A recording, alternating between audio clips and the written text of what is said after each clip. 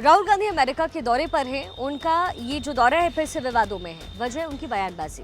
हालांकि राहुल गांधी इस बार जब विदेश यात्रा पर गए हैं, अमेरिका गए हैं, तो वो इस बार एक संवैधानिक दर्जे के साथ गए और इस बार वो लोकसभा में नेता विपक्ष की हैसियत से वहां पर बोल रहे थे, न कि कांग्रेस नेता की। लेकिन इससे उनके बयानों में और उनकी बातों में खास बदलाव नजर नहीं आया और यही वजह है कि बीजेपी उनके बयानों पर हमलावर है।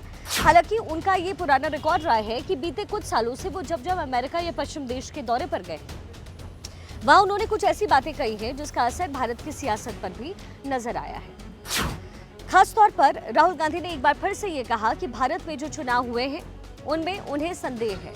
ये पहला सवाल है जो उन्होंने उठाया वॉशिंगटन डीसी में। उन्होंने कहा कि निष्पक्ष रूप से चुनाव होते तो बीजेपी की इतनी सीटें भी नहीं आती, ये उन्होंने कहा।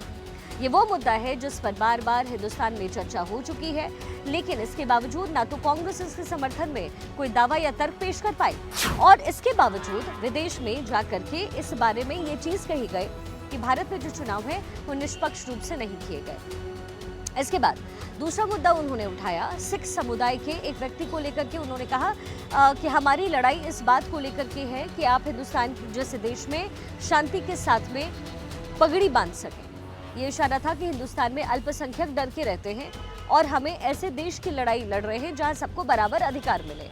इसके जवाब में बीजेपी की तरफ से केंद्रीय मंत्री हरदीप सिंह पुरी आए। उन्होंने कहा कि हिंदुस्तान में सिख पूरे आन शान के साथ रहते हैं और सिख समुदाय के लिए सरकार ने जो कुछ किया है वो किसी से छिपा नहीं है, बल्कि उन्हें डर लगता था कांग्रेस के उस राज्य में जब हजारों सिखों का दिल्ली में नरसंहार हुआ।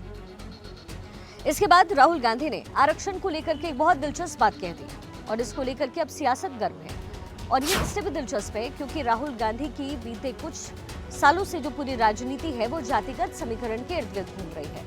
वो बार बार जातिगत जनगणना की बात करते हैं कि राजनीति में जिसकी जितनी हिस्सेदारी, जितनी उसकी भागीदारी उतनी हिस्सेदारी। लेकिन राहुल गांधी जब अमेरिका पहुंचे तो उन्होंने ये बताया कि वक्त के साथ में आरक्षण को खत्म किया जाना चाहिए या फिर इसे खत्म किया जा सकता है।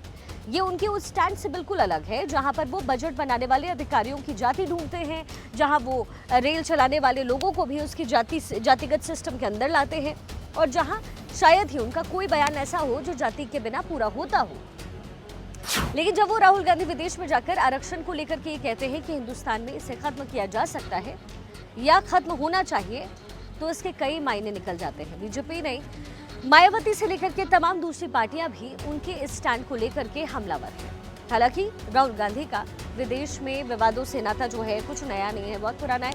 इससे पहले भी जब वो गए उन्होंने कुछ ऐसे बयान दिए हैं, चाहे वो चाइना से भारत की तुलना हो, चाहे वो भारत की लोकतांत्रिक और धर्मनिरपेक्ष जो तस्वीर है उस पर सवाल उठाना हो, जिससे लेकर के बीजेपी खास तौर पर जो दूसरी पार्टियां हैं वो उन पर सवाल उठाती रही है।